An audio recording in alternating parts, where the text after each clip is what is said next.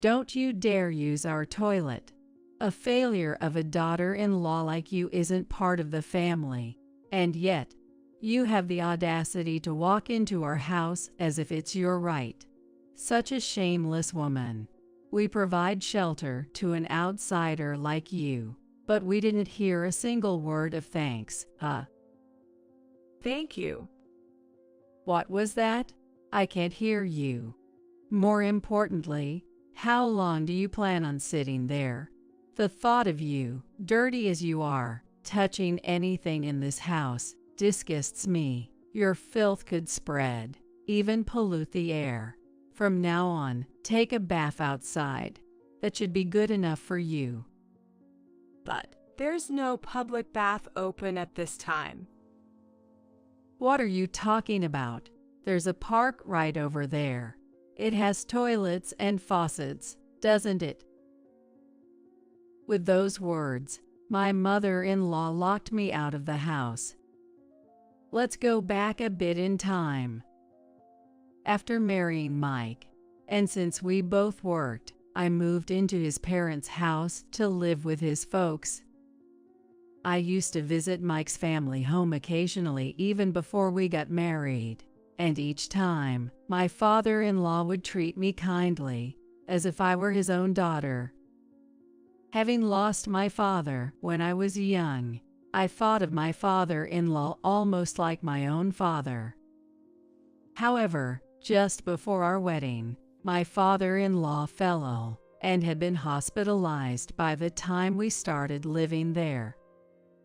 On the other hand, my mother-in-law, in stark contrast to my father-in-law, started treating me coldly. In front of Mike's dad, she would smile and act gently towards me, but as soon as he was gone, she would say things like, "Your cooking is too salty. Are you trying to make me sick? The air feels worse when you're around," almost like verbal abuse. My mother-in-law, a stay-at-home wife, always at home, made the times we were alone together the most difficult. I began working longer hours just to avoid going home. My mother-in-law's sarcastic comments only grew more frequent as I continued to work late every day. Before I knew it, she would nag at me every time she saw my face and sigh exaggeratedly. One day, after coming home from work, I was greeted by my mother-in-law's usual scowl, telling me, "Don't walk around the house with your dirty body. You'll make everything dirty." I was hungry and wanted to eat dinner first, but reluctantly headed to the bath. However, my mother-in-law, standing in front of the changing room, looked at me with a disgusted frown. "You're not thinking of using our bath, are you?" But I thought I should clean off the dirt." Clean yourself outside. The audacity of thinking you can use our bath. How brazen of you. Outside, but at this time there are no public baths open nearby. If you go far enough, you'll find a place that's open, won't you? Look it up yourself. I'm a germaphobe after all. The mere thought of an unsanitary person like you in the same house makes me sick. What should I do then? You staying in the house will just spread the dirt. After all, a daughter-in-law isn't really family, so manage your own baths and toilet outside. How can I manage that? Quiet. There are toilets in the park. And there's even a faucet for bathing, right? Stop dawdling and get out. With that, my mother-in-law pushed me out. Standing outside the closed door, I was dumbfounded. I was used to being scolded with harsh words daily, but this was a first. I thought surely I would be allowed to use the bath by the next day, so I spent the night at an internet cafe a few stations away. But this thought of mine was naive. Days passed, and I was still not allowed to use either the bath or the toilet. I resorted to bathing at public baths using my paycheck and relieving myself at a nearby park. Yet my mother-in-law's unreasonable demands didn't stop there. She eventually said, "Since I'm letting you live here, it's only right you give me your earnings. Rent. It's rent. Trying to live and eat for free. How utterly low can you be?" The money was meant to help support my mother living alone in the countryside, but overwhelmed by Lisa's insistence, I ended up handing over my salary. Mike saw how I was treated, but always put his mother first. Even on cold days when I had to go outside to use the restroom, he would turn a blind eye. Sometimes, he would even join his mother in mocking me. Over half a year of living with them, the treatment never improved. It only got worse. Why did I have to endure such treatment? I thought about this time and again. But Mike was on his mother's side, and his father was in the hospital. My own mother had suffered from stress-related illness in the past, and I didn't want to worry her. I had no one else to rely on. So I had no choice but to endure the unreasonable treatment every day. Life at home was tough, filled with constant nagging. Since all my earnings were handed over to my mother-in-law, and Mike certainly didn't give me any allowance, I couldn't even afford to spend time outside to escape. Moreover, since my mother-in-law didn't do any housework, I had to take care of all household chores, which meant even if I returned home late, I would still be scolded. I couldn't afford new clothes or even a visit to the hair salon, so my days were spent feeling increasingly worn out, both physically and emotionally. Occasionally, I looked forward to visiting the public bath with the little money I had left after work, but between Lisa's complaints about me slacking off on housework and financial issues, I couldn't afford to go every day, and my body started to develop itchiness and other signs of distress. One day, as I was heading to the park to use the restroom, as usual, I saw my father-in-law.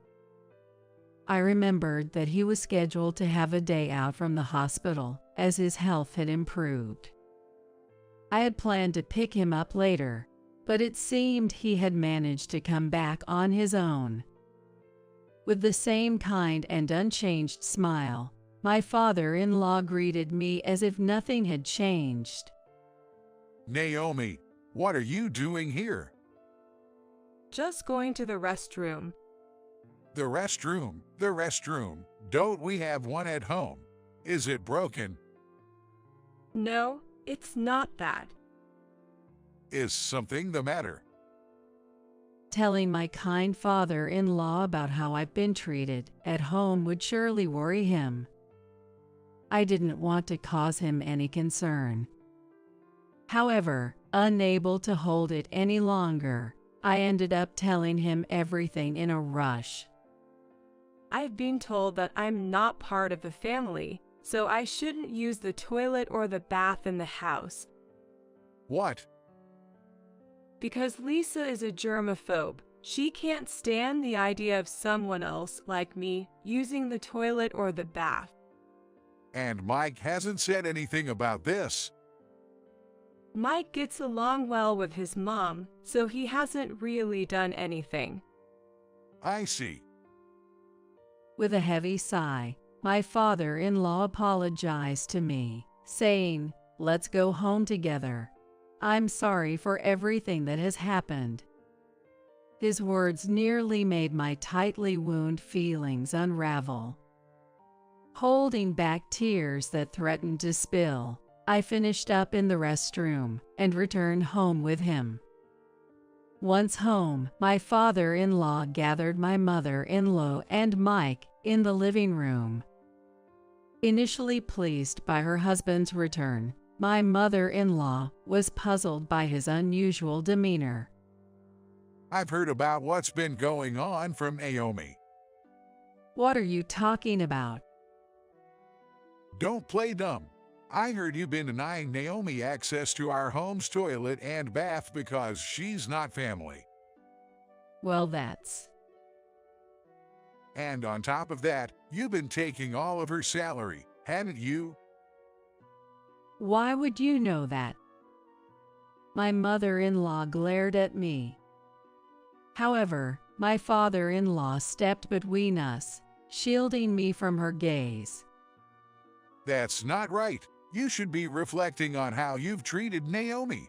Yes, she's an outsider, but she came to be part of our family by marrying Mike. Instead of welcoming her with gratitude, you've treated her terribly. We were all strangers before becoming a family. It's precisely because we're strangers that we need to be considerate to become a family. What have you been doing, and Mike? Mike flinched when his name was called. You're her husband. You're protecting the wrong person. It's not about always defending your mother. You need to protect your wife. That's a husband's duty. But No buts.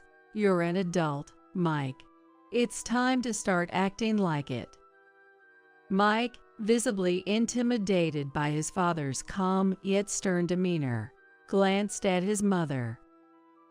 it's not like we were intentionally neglecting Naomi, right, Mom? In a moment of desperation, Mike looked to his mother for support, who quickly turned back to face her husband after a brief glance at Mike. No, you've got it all wrong. Mike told me, if Naomi doesn't use the toilet or bath at home, we can save on the water bill, and since her salary belongs to us, we should take it all. I said I couldn't do such a cruel thing, but Mike insisted. Hey, Mom, what are you talking about?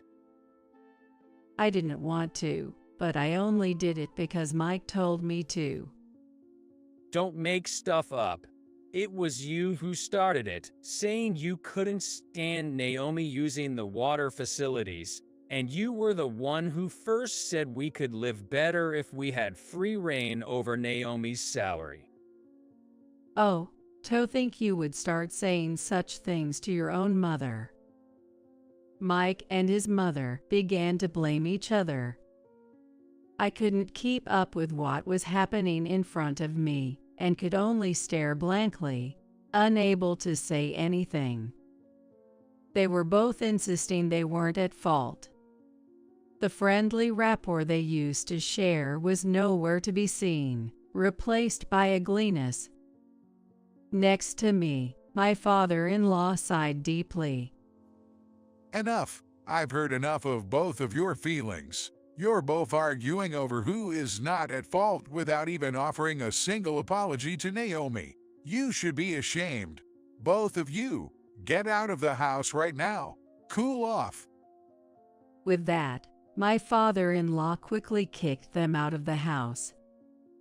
After that, there were several exchanges with Mike and his mother, but far from showing any remorse, they only expressed resentment for being kicked out, directing their grievances at me and my father-in-law.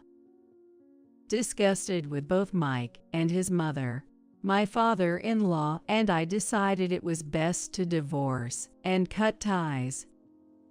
When the divorce was settled, my father-in-law called me and apologized deeply. The reason your mother-in-law became so selfish and acted as if she owned a place, and Mike living his life centered around his mother, is because I prioritized work over family. I had no right to lecture them about family when I wasn't a good husband or father myself. I wanted Mike to learn from my mistakes and build a good home with you, Naomi. Charles. How selfish of me, Naomi. I'm truly sorry. It's all my fault. It's a poor way to apologize, but I want to give you this house. Charles, please lift your head. It's not your fault. And this house holds so many memories for you, right? I can't accept it. But I want to make it up to you somehow. I've caused you so much trouble. If you really want to make it up to me, could we sometimes have meals together? Meals? Is that really enough for you? Yes, they lost my father when I was young, so I've always thought of you as my real father. I want us to continue being close. My father-in-law nodded at my words with a troubled yet happy expression. After that, I moved to an apartment and started living on my own. My father-in-law, who had been discharged from the hospital, seemed to have resumed life at home, and we often met up for enjoyable meals, catching up on each other's lives. In the course of our conversations, my father-in-law expressed a desire to meet my mother. It occurred to me that, apart from the wedding, my mother and my father-in-law had not met since. Although I divorced Mike, if I was going to maintain a relationship with my father-in-law, it seemed like a good idea for the three of us to have a meal together. About 3 months after the divorce, my mother, my father-in-law, and I went out to eat. Surprisingly, my mother and father-in-law got along well, and the meal went pleasantly. We hadn't been able to have a proper meet and greet before the wedding due to father-in-law's health and my mother's schedule, and we barely spoke beyond simple greetings at the wedding. Since they hadn't had much of a conversation before, it turned out that my mother and father-in-law, being close in age and sharing similar interests, hit it off quite well, and soon they were meeting up without me. The two of them quickly deepened their relationship, and now my father-in-law has truly become my father. I can still vividly remember how they came to me, a bit sheepishly, to discuss their plans to marry. I was so taken by surprise, touched, and so happy that I couldn't help but cry. My mother moved out from the countryside, and I gave up my apartment, so now the three of us live together happily in that house. As for Mike and his mother, according to what I've heard from my father-in-law, they're somehow managing to get by.